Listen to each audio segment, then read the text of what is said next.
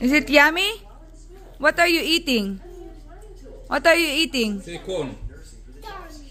Corn. Daddy's eating corn. Hello guys! I-open natin itong in-order ko. Di ba na-share ko sa inyo guys si Ethan? May mga rashes siya sa mukha and then sa mga braso. Nag-order ako nito guys kasi nakita ko sa online. Maganda yung reviews. Ayan. Ito.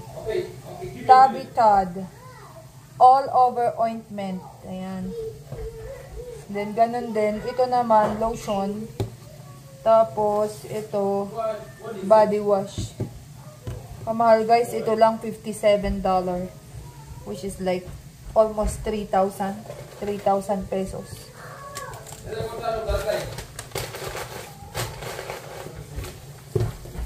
And then, dumating na din itong aking order sa Carter's.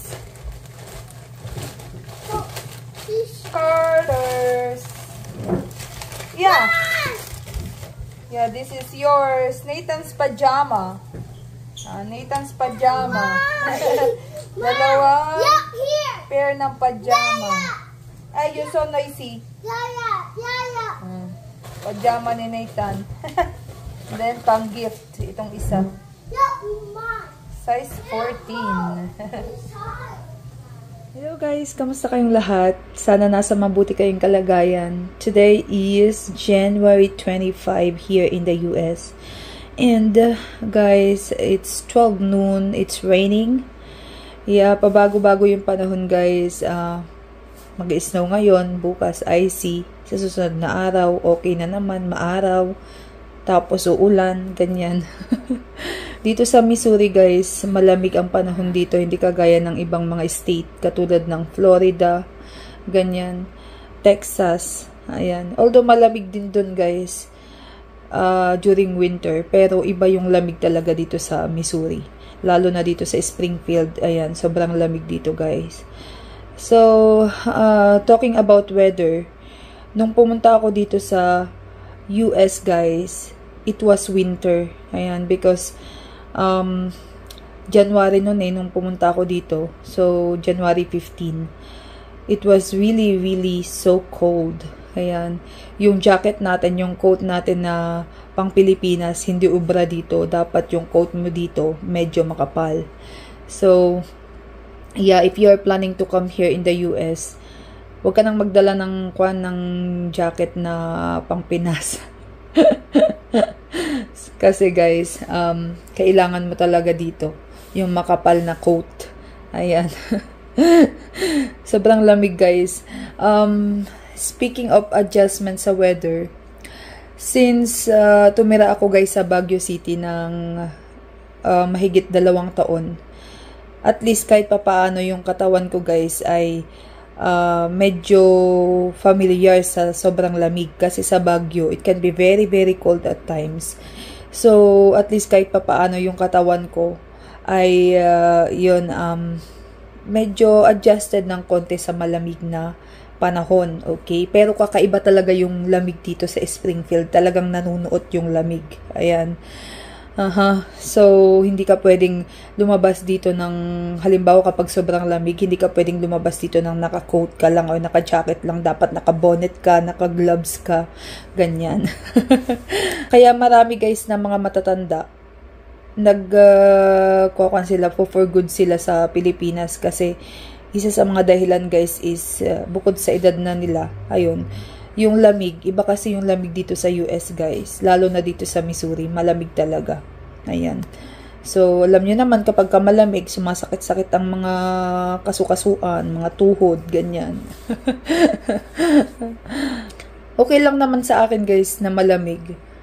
Pero mas gusto ko ang summer kaysa winter. Halos lahat naman guys, siguro ayaw nila ng winter kasi unang-una, napakalamig, tapos mahirap mag-drive guys kapag ka winter kasi madulas ang daan, ganyan. Icy, snow, yung makapalang snow, mahirap talaga mag-drive, guys. Okay, syempre, di ka rin makapaglaro sa labas kasama ng mga bata kapag winter. With the adjustment of the weather, guys, hindi naman ako sobrang nahirapan.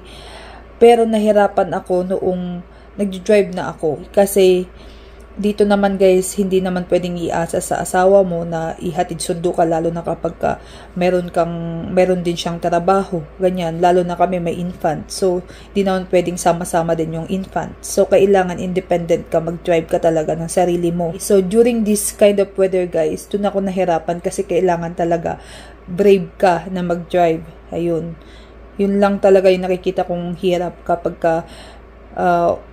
yung panahon ay masama, ano, kapag snowy, kapag icy, ganyan. Kasi yung road, it is very slick, madulas talaga. Adjustment with the work. Ako kasi guys, since graduate ako ng college, nag-work na ako.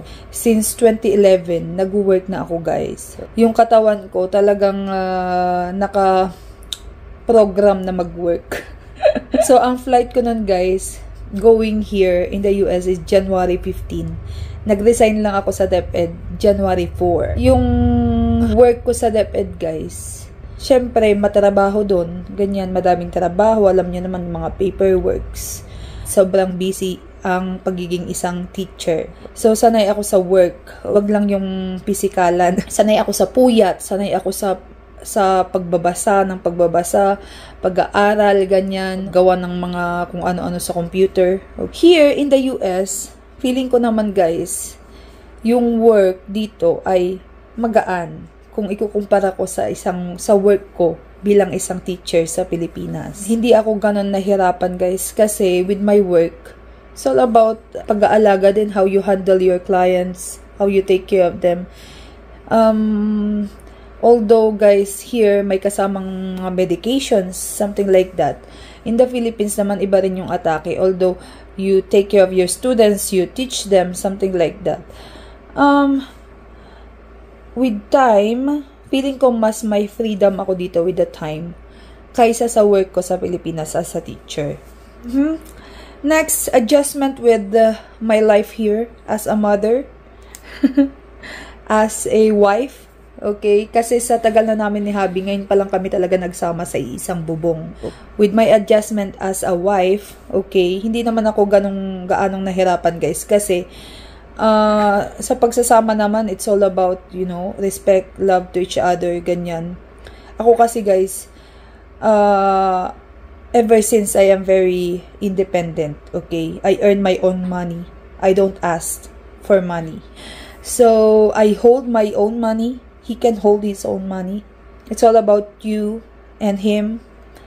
Kung ano yung pinag-usapan ninyo and if it's okay for both of you, yeah, then that will be fine. Okay? Yung siguro hirap ko lang dito is yung pagiging isang nanay. Okay?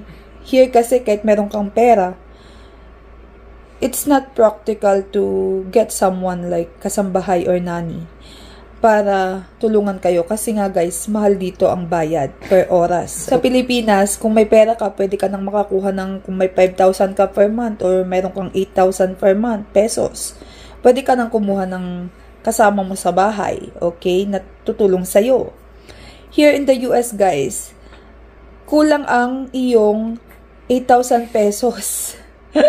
Wala pa yun isang araw guys na sahod ng kasambahay dito or nanny. Okay? So it will not be practical for you to get someone na makakasama mo sa gawaing bahay or mag-alaga sa mga bata. Yung isasahod mo guys na mag-work, maipangsasahod mo lang sa makakasama mo dito sa bahay. So kami guys ni Habi, palitan lang kami sa mga bata, okay? So, dito, medyo nahirapan ako guys kasi syempre, bilang nanay, pagdating ko dito galing sa trabaho, kahit napagod na, syempre, walang choice. Ako pa rin yung gagawa dito sa bahay, tapos mag-aalaga ko sa mga bata. Syempre, hindi mo naman pwedeng sabihin sa mga bata na maghintay ka lang dyan kapag gutom na, ganyan. So, I make sure na dapat mabilis yung kilos ko para ma-manage ko lahat dito sa bahay. Okay, ayun. Yun lang naman ang mga adjustment na nahirapan ako guys dito. Yung pagiging nanay and then yung weather kapag nagdi-drive. Yun, mahirap talaga during winter.